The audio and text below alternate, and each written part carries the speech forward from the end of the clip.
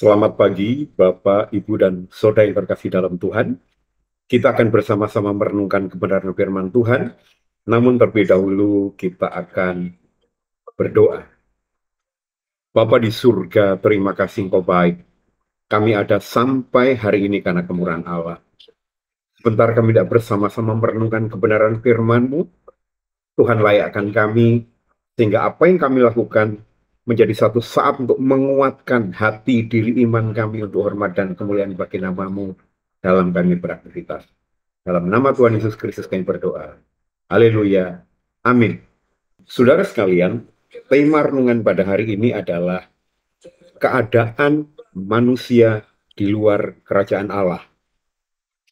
Kemarin kita sudah mendengar bahwa rencananya untuk menyatakan kerajaan Allah di muka bumi adalah melalui manusia. Dengan perintahnya agar manusia menaklukkan bumi dan menguasainya. Artinya menikmati dan kemudian menjaga. Hanya saja sangat disayangkan bahwa manusia jatuh ke dalam dosa. Dan kemarin juga disampaikan bahwa kerajaan Allah adalah soal kebenaran, damai sejahtera, dan sukacita oleh Roh Kudus, dan bukan karena makanan dan minuman. Tema hari ini sangat berhubungan dengan apa yang disampaikan kemarin, yaitu keadaan manusia di luar kerajaan Allah. Karena kerajaan Allah adalah soal kebenaran, damai sejahtera, dan sukacita oleh Roh Kudus, maka semestinya kerajaan Allah itu sudah bisa dinikmati. Suasana kerajaan Allah yang adalah kebenaran, damai sejahtera, dan sukacita mestinya sudah bisa dinikmati oleh manusia, sementara manusia kita itu hidup di dunia ini. Hanya saja karena dosanya, maka manusia terpisah dari Allah, sehingga tidak lagi merasakan hidup seperti di dalam kerajaan Allah, yaitu adanya kebenaran, adanya damai sejahtera dan sukacita di dalam kehidupan kesehariannya.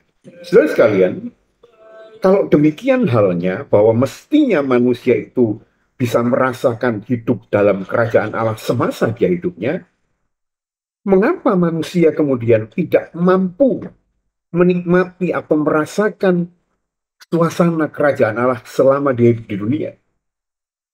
Ada beberapa hal yang ingin saya sampaikan. Yang pertama, bahwa oleh karena dosanya, oleh karena kejahatan manusia, maka manusia itu terpisah dari Allah. Manusia terpisah dari suasana kehidupan kerajaannya. Di dalam Yesaya pasal 59 ayat yang kedua dikatakan demikian, tetapi yang merupakan pemisah antara kamu dan Allahmu ialah segala kejahatanmu. Dan yang membuat dia menyembunyikan diri terhadap kamu sehingga ia tidak mendengar ialah segala dosamu. Nah, rupanya karena dosa ini, karena kita manusia dipisahkan dari Allah, maka dia tidak merasakan lagi suasana kerajaannya. Suasana damai sejahtera dan sukacitanya. Nah, kalau begitu, bagaimana dong keadaan orang fasik atau orang yang tinggal dalam dosa, yang tidak terhubung lagi dengan Allah? Ya, di dalam Yesaya 57 ayat yang ke-21 dikatakan bahwa tidak ada damai bagi orang-orang fasik itu, firman Allah itu.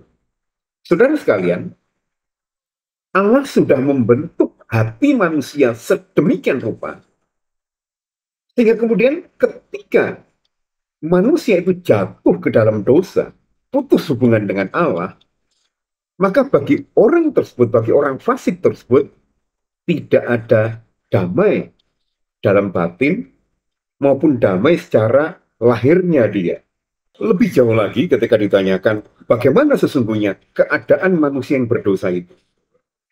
Di dalam Roma, pasal yang ketiga, ayat yang ke-10 dan 11, disampaikan di sana bahwa tidak ada yang benar, seorang pun tidak. Ayat yang ke-11, tidak ada seorang pun yang berakal budi, tidak ada seorang pun yang mencari Allah. Itulah keadaan manusia yang berdosa. Itulah suasana kehidupan orang yang berdosa. Tidak ada seorang pun yang mencari Allah. Nah, pertanyaan berikutnya begini. Sejak kapan sesungguhnya manusia itu menjadi orang yang berdosa? Alkitab, firman Allah yang kita punyai, mengatakan di dalam Mazmur pasal 51 ayat yang ke-7. Sesungguhnya dalam kesalahan aku diperanakan, dalam dosa aku dikandung ibuku. Maka sejak ibu Hawa itu jatuh dalam dosa, maka sesungguhnya Bapak, Ibu, Saudara, dan saya adalah menjadi orang yang berdosa akibat dari perbuatan dan jatuhnya ibu Hawa dan Adam di dalam kehidupannya. Bahkan di dalam kitab Roma, pasal yang ketiga ayat 23 menyebutkan di sana, karena semua orang telah berbuat dosa dan telah kehilangan kemuliaan Allah. Dengan kata lain, karena kehidupan manusia itu berdosa, terpisah dari Allah, maka seringkali damai, sejahtera, dan sukacita itu tidak kita dapatkan. Kecuali bagi orang-orang yang berdosa, yang dia mau bertobat, mau mengenal, mau mendekat lagi kepada Allah dengan pimpinan Roh Kudus, maka kehidupan Bapak, Ibu, Saudara, dan saya akan ada sukacita dan damai sejahtera. Bapak Ibu sekalian, maka pada hari ini, mari kita renungkan bersama. Kira-kira apa perbuatan dosa yang bisa kita lihat sehari-hari, ya, yang menyebabkan manusia atau Bapak, Ibu, Saudara, dan saya menjauh dari kerajaannya. Mungkin ya, ada iri hati, ada kedengkian, gitu kan? Ada kebencian, ada hal-hal yang tidak diperkenankan Allah dalam hidup kita.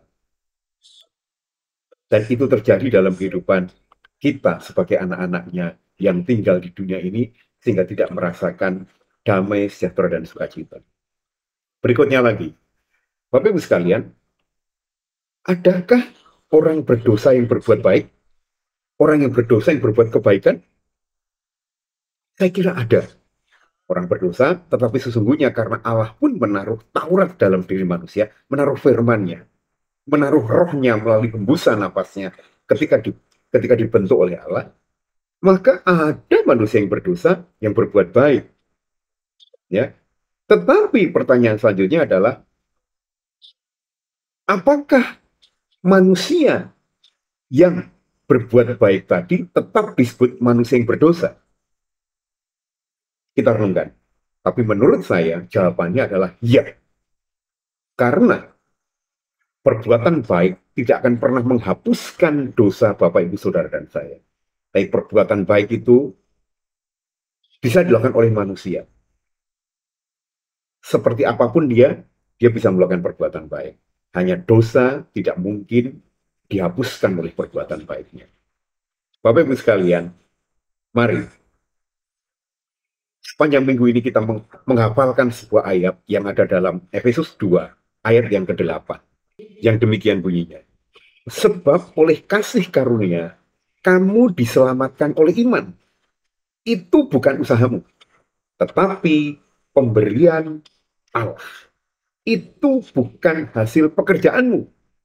Sehingga jangan ada orang yang memegahkan diri. Akhirnya saya ingin katakan, kalau kita ingin menikmati kerajaan dan suasananya, sementara Bapak, Ibu, Saudara, dan saya hidup di dunia ini, mari Bapak sekalian, berusaha kita semakin dekat dengan Allah. Mohon ampunan dari Dia. Dan memang Dia sudah mengampuni kita. Berterima kasih. lalu menjaga, memelihara keselamatan yang Tuhan sudah berikan itu pada kita dengan percuma melalui pengorbanannya dengan takut dan gentar. Sehingga dengan demikian, maka hidup Bapak, Ibu, Saudara, dan saya akan mampu merasakan suasana kerajaan Allah dalam hidup kita. Dan kita akan berdoa. Bapa di surga, terima kasih Engkau baik. Sehingga Allah memberikan keselamatan buat kami dan menyediakan kerajaan Allah buat kami, orang-orang yang mau percaya, bertobat, dan mengikuti kehendak-Mu. Dimanapun kami berada, Tuhan, jadikan kami orang-orang yang mampu menikmati dan merasakan kerajaan-Mu yang sesungguhnya. Utamanya melalui pekerjaan, melalui lingkungan sosial, melalui lingkungan di mana Tuhan tempatkan kami. Terima kasih. Dalam nama Tuhan Yesus Kristus kami berdoa. Haleluya. Amin. Semangat berkarya, semangat menikmati hidup berkerajaan. Karena kita dipimpin, disertai, dan diselamatkan oleh Tuhan Yesus memberkati.